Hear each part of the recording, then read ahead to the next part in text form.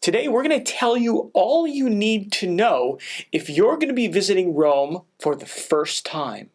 Also, stay tuned until the end because we're going to give you some important tips to save you tons of money while you're traveling. Stay tuned.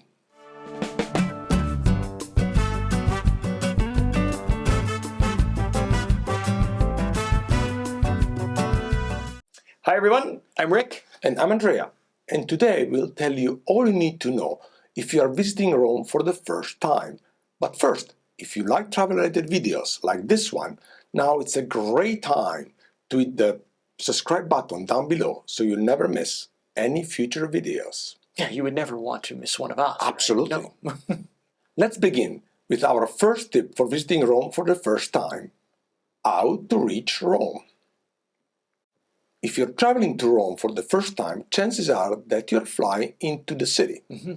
Most international flights land in the Rome Fiumicino airport, that is located about 28 kilometers or 17 miles west of the city. To reach the city center from Fiumicino, you have a few options. The cheapest and fastest is the shuttle train, called Leonardo Express, that takes you right to the terminus station in 32 minutes, non-stop, and it costs 14 euros per person. By the way, here's a video for you to learn how to use the Leonardo Express. Yeah, and I really like the Leonardo Express. Very comfortable, very easy. Convenient and fast. The second option to reach the Rome city center from Fiumicino is by taxi. This will cost you about 50 euro at the time of recording and will take 40 to 50 minutes depending on traffic. Right. But it's going to drop you in front of your hotel, so it's a little convenient. Lastly, there are several private shuttle buses that takes you to Rome city center from Fiumicino for about 7 euros, and the time can vary from 40 minutes to an hour and a half, depending on how many stops and the traffic. Right, exactly. Oh, and don't forget, Rome has a second airport called Ciampino, and it's located about 14 kilometers or about 8.5 miles south of Rome. And this airport is served mostly by the low-cost airlines that fly here from most of the European and Italian cities. The airport is connected to downtown Rome by a combination of shuttle bus that takes you to this train station and a train link called Airlink that takes you directly to Termini Station. And this option is super cheap. It's only 2.70 euros, but it can take about 60 minutes to get there. Now another option is a shuttle bus that runs about every hour and costs 6 euros.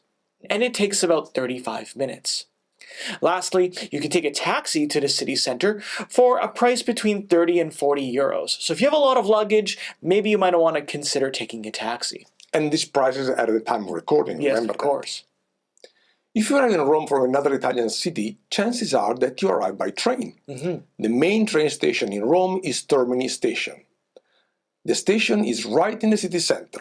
From Termini, you are a very few minutes away from every hotel in the city center by either subway or taxi or walking. We will talk more about how to move around in the city center later on. That's right.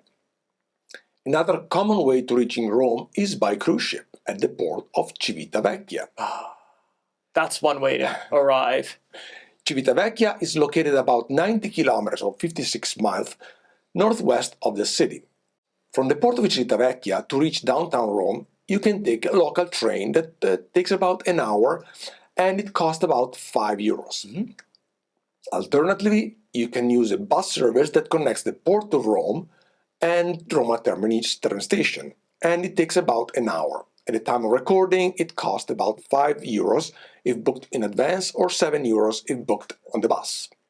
Another way to reach Rome city center from Civitavecchia is by taxi or private vehicle, and this will cost you around 180 euros.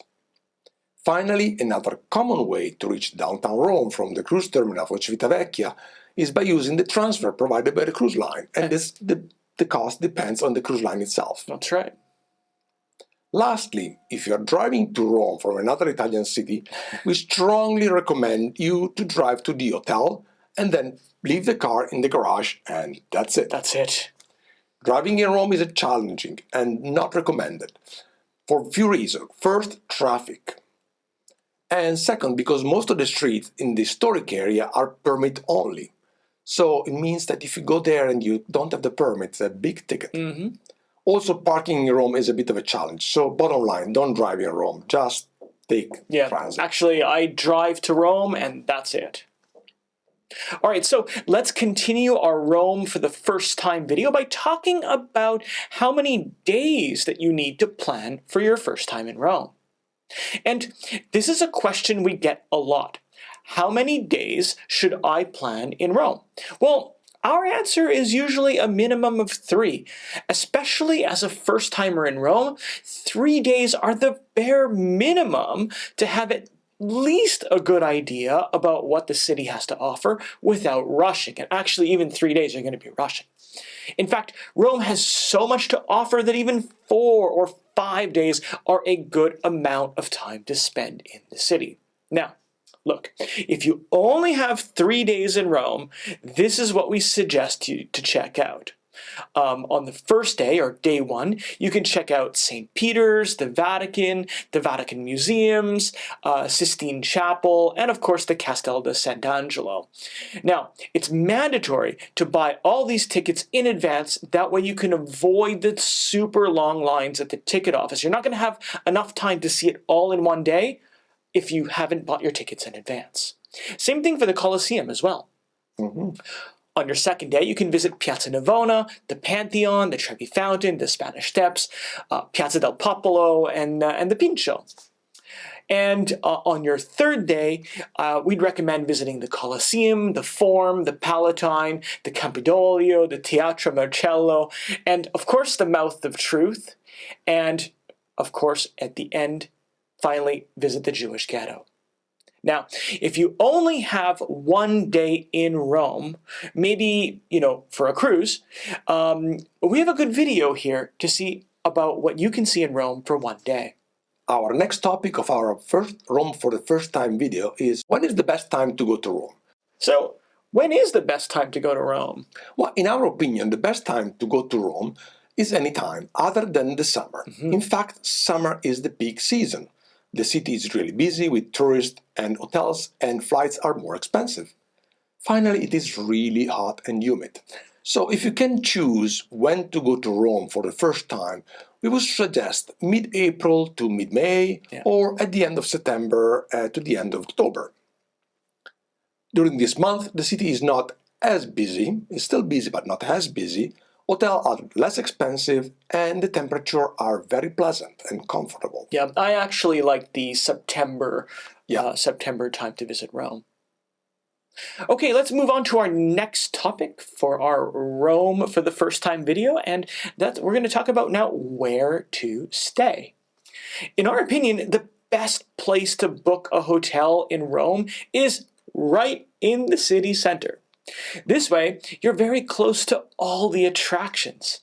And to keep things simple, we divided the city center into 5 groups. So let's explore a few options with you. So first we have hotels near the train station. In the Termini train area, or in the Termini station area, there's lots of hotels, and most of them are more affordable than hotels in other areas of the city center. And we love this area because of the convenience and the affordability. In fact, Termini station is not only the main hub for trains, but it's also the main hub for the subway. Unfortunately, though, this area, it's not the nicest or the cleanest, so just ignore all of that. It can also be pretty busy, and it can be noisy at night. Finally, walking to the main attractions from Termini, well, it's a bit of a walk, but, it's okay. Next, we have the Monte area, and this is a great location for hotels in Rome. Now, in this area, they can be slightly more expensive than the one by the train station, but they're also located in a much better area. Hotels in this area tend to be a bit newer, a little bit more modern. Now, like the ones in the previous location, the Monte area is a little further away from the attractions. However, it's the closest to the Colosseum and, of course, to the Forum. So if you like that, then if you want to go to see the Colosseum, Monte area is good for you. Next, we have the hotels in the city center, and this is the area of Piazza Navona, Campo dei Fiori, the Pantheon, and the Trevi Fountain. And hotels in this area are the most strategically located. They're usually just a few steps from all the attractions in the city center, including all the best gelato places. They're also perfect if you like to walk around or if you want to have a nice dinner or a glass of wine in Trastevere. Price-wise, they tend to be a little bit more costly than the previous two locations. And these hotels are often, 300, 400, 500-year-old buildings. And for this reason, they're often a little small and the layout can be weird. Also, they often have very small elevators and, a few steps here and there. So if you have mobility issues, keep this in mind. And next we have the Borgo and Prati area. And this area is located near the Vatican on the left bank of the Tiber River. Now, if you like the Vatican, this is where you want to stay. Here, you can find a wide variety of hotels from, the budget ones to the more modern and to the upscale. And this area is still a walking distance from the city center. However, it's a bit of a long walk. And then we have the hotels near Piazza del Popolo, Spanish Steps, and Via Veneto. In this area, you'll find the most luxurious hotels in the city. Most of these hotels are 5 stars and up with amazing buildings, doormen, and the red carpets. Perfect. They often also have gardens and panoramic terraces with bars and restaurants. It's just beautiful. In other words, these are the hotels if you want the best that Rome has to offer. Okay, our next topic in our Rome for the first time video is how to move around. So Rome is a perfect city to walk around. In fact, the city center is quite small and most of the attractions are just a few steps away from each other. So in our opinion, the best way to explore Rome is by walking. Of course, and with good walking shoes. Absolutely. When you get tired of walking, you can find a taxi pretty much everywhere, and taxi prices are quite affordable. Word of caution, only take legitimate taxi with the white car and the sign taxi on top of the car. And the meter. That's right. And make sure they use the meter. Absolutely. Unfortunately, around the terminal station, there are some still non-legitimate taxis, so be aware. Another great way to get around the city is by the metro. It's fast, cheap, and convenient. If you want to know more about the Rome subway, here's a link for you. That's right. If you follow our channel, you know that we are a big fan of the up-on, up-off buses. These are great options to visit the city for the first time. Unfortunately, in Rome, this is not a very good option. In fact, most of the major attractions in Rome, like the Pantheon, the Spanish Steps, or the Trevi Fountain, are located in a pedestrian-only street. And some other attractions are located in very narrow and old street, where buses cannot go. That's right. This means that the up-on, up-off will take you to the closest possible location for the attraction, but then you still have to walk from this location to the attraction. So in our opinion, it's not worth it. But it's up to you. That's right. Another fantastic way to visit Rome is by Segway. A big shout out to our friends at Fat Tire Tours. They give you a great Segway tour of Rome. Be sure to check them out. All right, so moving on with our Rome for the first time video, let's talk about what to avoid. Now, despite what you may have heard, Rome is a very safe city. It's also a big city with a lot of crowds and tourists. And like any other crowded city with lots of tourists, you have to pay attention to pickpockets. Now, these days, they're not super common, at least we've never seen any, but you still have to be especially aware if you take the metro. And also, avoid the gypsies that are begging for change. They might distract you while they steal your wallet or maybe even your camera. Also, avoid most of tourist traps, like the Wax Museum or the Leonardo exhibit. Not that those places aren't interesting, but if you made it all the way to Rome, you might want a little more authentic experience than the Wax Museum. Now, look, the Leonardo exhibit, I totally get it, but inside, there's nothing but copies. It's the same stuff in every place. And here's a pro tip. If you want to see the stuff there, you can see all the same stuff online for free. Lastly, try to avoid the stores that target tourists. They're going to charge you way more money than they should.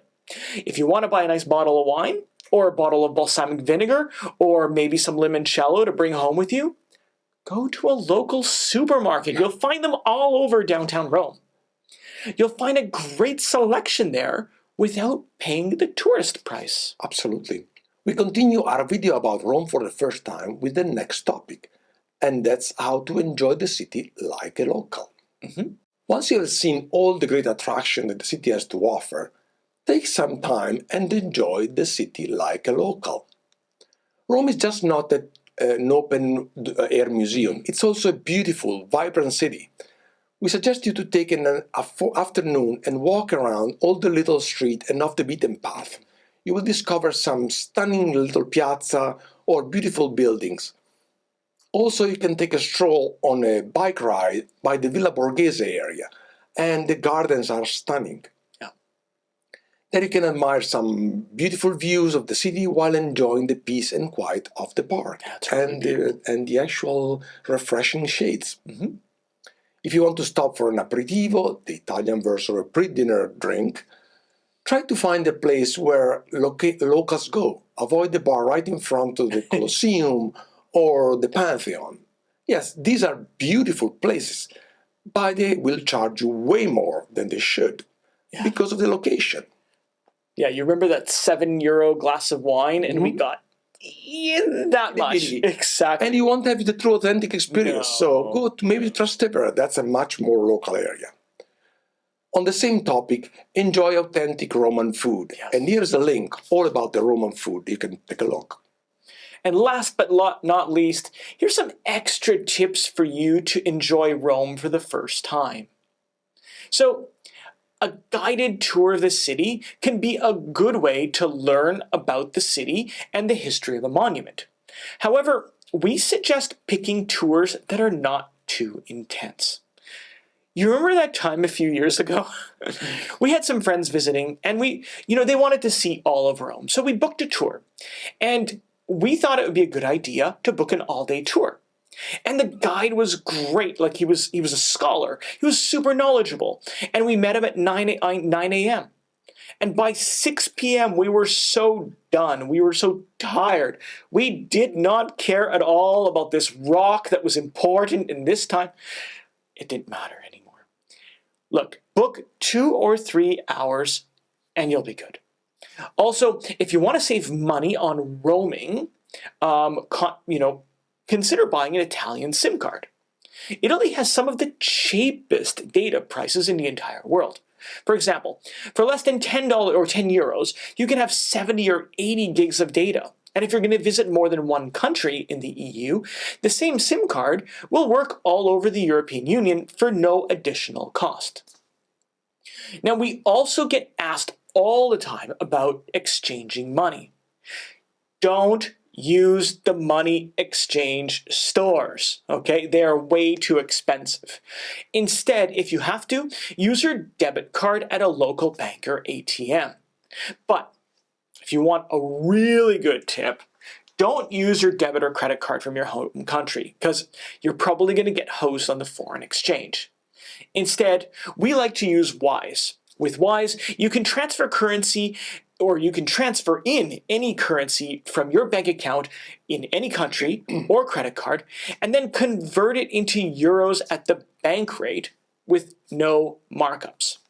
And Wise sends you your own Visa debit card, which you can use right away online or on your phone, and they mail you a traditional plastic debit card that you can use to withdraw euros from any of the local ATMs, and again, with no foreign bank charges or foreign exchange fees or anything like that.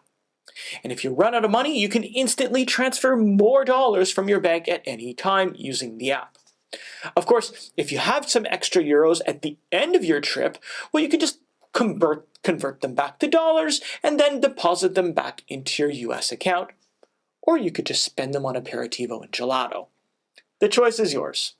Now, if you want to know more about Wise and perhaps even support the channel, I invite you to go ahead and check the link out in the description below. Oh, and speaking of cash, here's another very, very important tip. Always keep some spare change with you, especially €1.50 coins, because most public bathrooms only use those to get in. You can't just go to a place. Or better yet, just go buy a bottle of water at one of the cafes and then you can use their bathrooms. Well, folks, we hope you learned something about Rome and your first visit to the Eternal City will be more fantastic. Please let us know in the comment below. In the meantime, have a great day and we will see you on the next video. Bye.